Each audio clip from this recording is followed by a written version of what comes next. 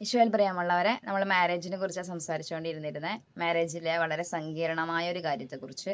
അത് മറ്റുള്ളവർ സംസാരിക്കാൻ മടിക്കുന്ന ഒരു വിഷയമാണ് മാരേജിലെ ഭാര്യ ഭർത്തൃ ബന്ധത്തിലെ ലൈംഗിക ജീവിതം, അല്ലെങ്കിൽ സെക്ഷൽ ലൈഫ്, അല്ലെങ്കിൽ ഫിസിക്കൽ റിലേഷൻഷിപ്പ് എന്ന് പറയുന്നത്. വളരെ സങ്കീർണമായ കുറേ കാര്യങ്ങൾ ചേർന്നതാണ് ഈ ഒരു പാർട്ട്, മാരേജിലുള്ള ഈ ഒരു പാർട്ട് എന്ന് പറയുന്നത്. അപ്പം അതിനെങ്ങനെയാണ് സഭ നോക്കി കാണുന്നത് എന്നൊരു തലമുണ്ട്, അതിനെങ്ങനെയാണ് നമ്മൾ നോക്കി കാണേണ്ടത് എന്നുള്ള മറ്റൊരു തലമുണ്ട്. പക്ഷെ ഇതിനേക്കാളൊക്കെ ഉപരിയായിട്ട് ഒരു സാധാരണക്കാരന് മനസ്സിലാകുന്ന ഭാഷയിൽ, അല്ലെങ്കിൽ സാധാരണ മനുഷ്യന്മാരുടെ ജീവിതത്തിന്റെ അടിസ്ഥാനത്തിൽ നിന്നുകൊണ്ട് ഞാൻ ഒരു കാര്യം പറയാം. ഒരു മനുഷ്യ ജീവിതത്തിന്റെ അൾട്ടിമേറ്റ് എന്ന് പറയുന്നത് ഒരു പാർട്ട്ണർ ഉണ്ടാവുക എന്നുള്ളതല്ല. ഒരു മനുഷ്യ ജീവിതത്തിന്റെ അൾട്ടിമേറ്റ് പർപ്പസ് എന്ന് പറയുന്നത് ഒരു പാർട്ട്ണർ ഉണ്ടാവുക എന്നുള്ളതല്ല. നമുക്ക് ഒരു യാത്ര ഈ ഭൂമിയിലുണ്ട്. ആ യാത്ര ജീവിച്ച് തീർക്കണം. അത് നല്ല പർപ്പസ്ഫുള്ളി ജീവിച്ച് തീർക്കണം. അതായത് നമ്മൾ ചെയ്ത് തീർക്കേണ്ട കടമകളൊക്കെ ചെയ്ത് തീർത്തുകൊണ്ട് നമ്മൾ എന്തിനു ഭൂമിയിൽ വന്നോ അതൊരു മനോഹരമായ യാത്രയായിട്ട് നിങ്ങളുടെ ജീവിതം മാറണം. അതായത് ഒരു മീനിങ് ഫുൾ ഉണ്ടായിരിക്കണം. മനോഹരം എന്ന് പറയുമ്പോൾ സ്ട്രഗിൾ ഇല്ലാത്ത, സഫറിങ് ഇല്ലാത്തതല്ല, മറിച്ച് അർത്ഥപൂർണമായിട്ടുള്ള ഒരു ജീവിതമായിരിക്കണം നിങ്ങൾ നയിക്കേണ്ടത്. അപ്പൊ അങ്ങനെ നയിക്കുന്ന സമയത്ത് നിങ്ങളുടെ പാർട്ട് ഓഫ് ദ ലൈഫാണ് ഈ പെയിനും സംഘർഷങ്ങളും സങ്കീർണതകളും ഒക്കെ. അത് അത് നല്ലതാണ്. അതായത് എന്താ പറയാ, അത് അത് ഉണ്ടാക്കുന്ന അത് ഉപ്പ് നമുക്ക് തന്നെ തിന്നു കഴിഞ്ഞാൽ കൊള്ളൂലല്ലേ.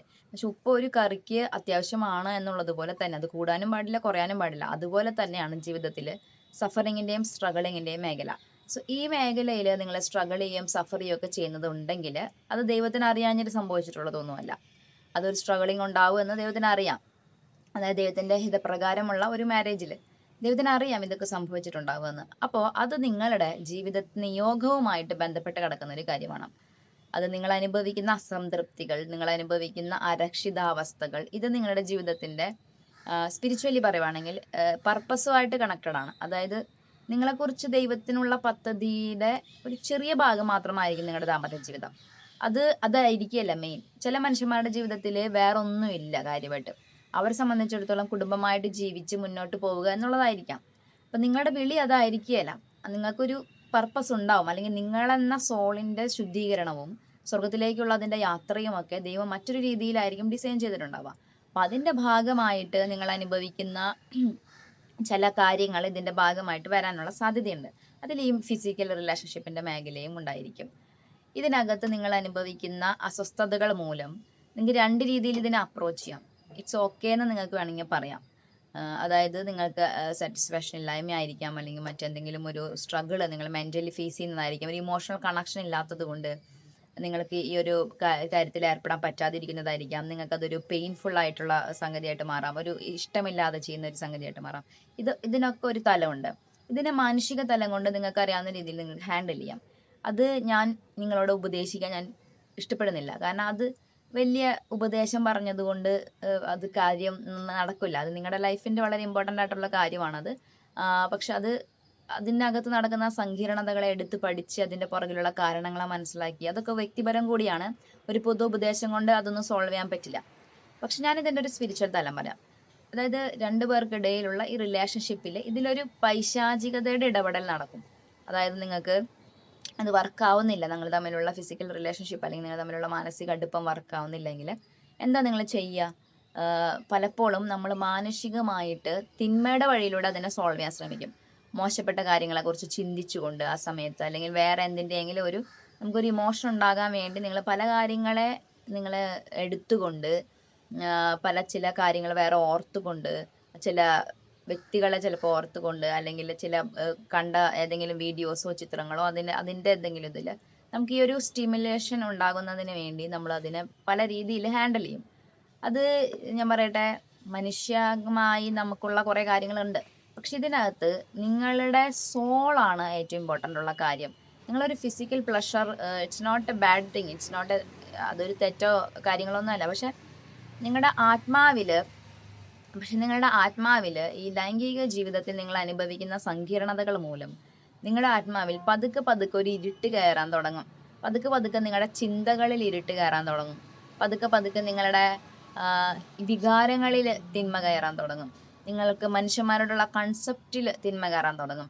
അതായത് നിങ്ങൾക്ക് ഇവിടെ അനുഭവിക്കുന്ന സങ്കീർണതകൾ മൂലം, അത് നിങ്ങൾക്കും പാർട്ട്ണർക്കും ഇടയിലുള്ള ഈ ഒരു മേഖലയിലുള്ള സങ്കീർണതകൾ മൂലം നിങ്ങളുടെ ഉള്ളിലേക്ക് തിന്മ വരാൻ കാരണമാകുന്നു.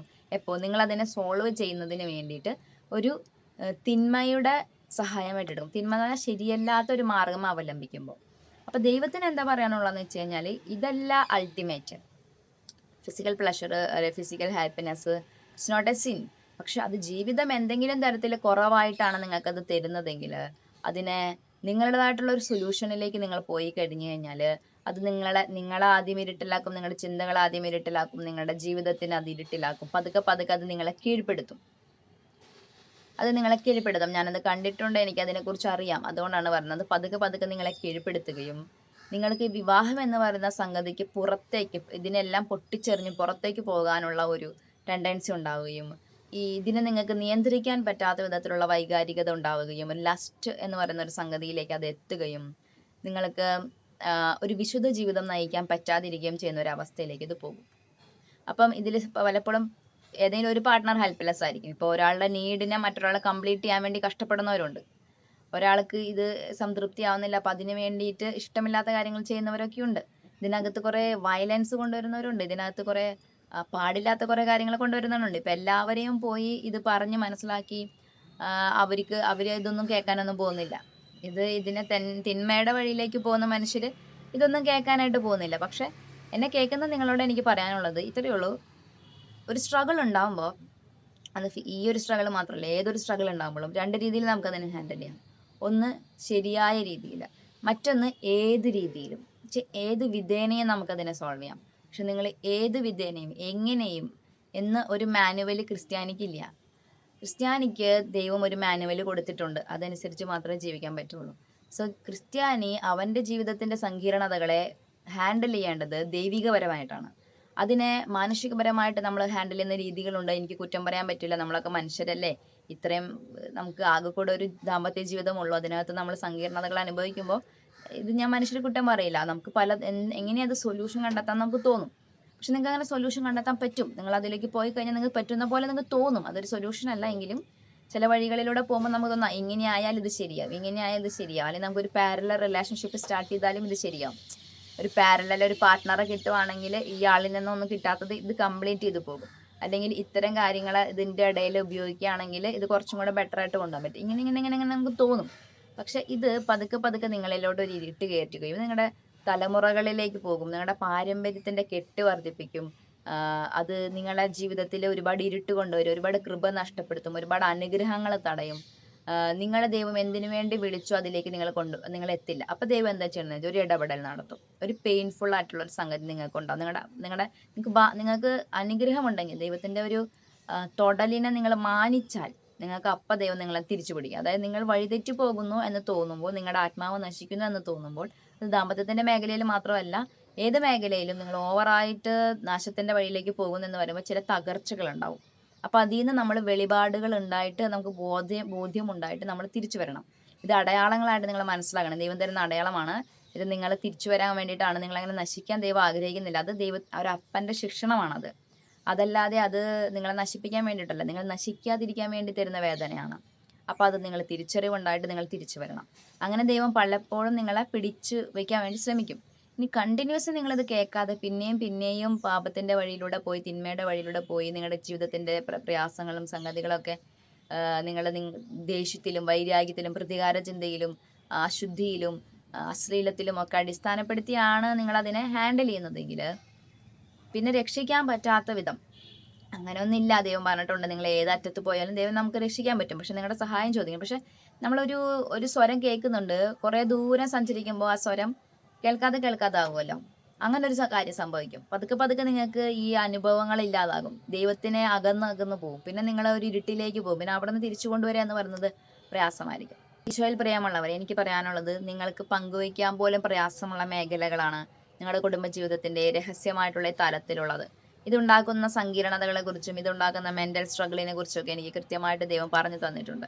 അതുകൊണ്ടാണ് നിങ്ങൾ പറയുന്നത് അതിനെ എല്ലാം ദൈവത്തിന്റെ താഴെ നിന്നുകൊണ്ട്, ദൈവത്തിന്റെ കീഴിൽ നിന്നുകൊണ്ട് സോൾവ് ചെയ്യാൻ ശ്രമിക്കണം. അത് നിങ്ങൾ തിന്മയുടെ സ്വാധീനം, പിശാചിന്റെ കൂടെ സ്വാധീനം ഉണ്ടായി അത് നിങ്ങൾ സോൾവ് ചെയ്യാൻ ശ്രമിച്ചാൽ അത് പതുക്കെ പതുക്കെ നിങ്ങളെയും നിങ്ങളുടെ കുടുംബത്തെയും നിങ്ങളുടെ പാരമ്പര്യത്തെയും ഒക്കെ പിശാചിന്റെ അടിമത്തത്തിലേക്ക് കൊണ്ടുപോകും. അപ്പോൾ അത്തരം കാര്യങ്ങൾ ഉണ്ടാകാതിരിക്കാൻ നിങ്ങൾ ശ്രമിക്കണം. എനിക്ക് സമയക്കുറവുള്ളത് കൊണ്ടും എനിക്ക് സൗകര്യക്കുറവുള്ളത് കൊണ്ടും കുറച്ച് വോയിസ് ഡിസ്റ്റർബൻസ് ഉണ്ട്. ഞാൻ പുറത്താണ് ഇരുന്ന് വീഡിയോ ചെയ്യുന്നത്.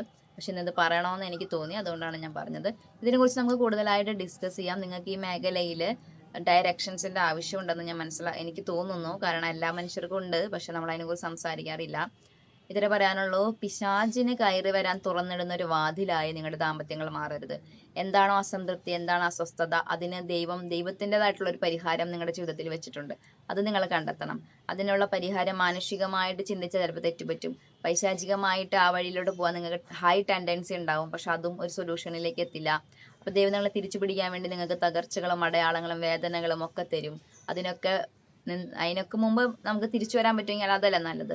ഇനി അഥവാ എന്തെങ്കിലുമൊക്കെ ഉണ്ടായാലും എപ്പോൾ വേണമെങ്കിലും ദൈവത്തിലേക്ക് നിങ്ങൾ തിരിച്ചു വരാം. ഒരിക്കലും ഞാൻ ഒരുപാട് ദൂരം പോയി, എനിക്ക് ഒരുപാട് തെറ്റുകൾ പറ്റി, എനിക്ക് പല റിലേഷൻഷിപ്പിലേക്ക് പോയി ശാരീരികമായ വിശുദ്ധി നഷ്ടപ്പെട്ടു, ഇനി എനിക്ക് തിരിച്ചു വരാൻ പറ്റില്ല, അങ്ങനെയൊന്നുമില്ല. അത് തിരിച്ചു വരാൻ എപ്പോൾ വേണമെങ്കിലും പറ്റും. നിങ്ങൾ യെസ് എന്ന് പറഞ്ഞാൽ കർത്താവ് ഇറങ്ങി ഓടി വന്ന് സ്വർഗത്തിൽ നിന്ന് ഓടി വന്ന് നമ്മളെ രക്ഷിക്കും. ഈശോയിൽ പ്രിയമുള്ളവരെ, നമ്മുടെ ആത്മാവിന്റെ യാത്രയാണ് ഭൂമിയിലെ ജീവിതം. മാരേജ് എന്ന് പറയുന്നതിന്റെ അകത്ത് അതൊരു പാർട്ട് ഓഫ് ദ ലൈഫായിട്ട് മാത്രം നിങ്ങൾ എടുക്കണം. അതെനിക്കറിയാം, അതിന്റെ സീരിയസ്നെസ് അറിയാം, ഇമ്പോർട്ടൻസ് അറിയാം. പക്ഷെ അതിനേക്കാളും വിലയുള്ളവരാണ് നിങ്ങൾ.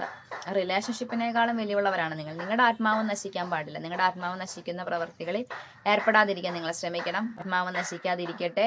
നിങ്ങളുടെ സന്തോഷങ്ങളുടെ കുറവുകൾ, നിങ്ങളുടെ ലഭിക്കാതെ പോയ അനുഗ്രഹങ്ങൾ നിങ്ങളെ പിശാചിലേക്ക് എത്തിക്കാതിരിക്കട്ടെ. വിശുദ്ധിയിൽ ജീവിക്കാൻ നമുക്ക് ശ്രമിക്കാം. ദൈവം നിങ്ങളെ സമൃദ്ധമായിട്ട് അനുഗ്രഹിക്കട്ടെ.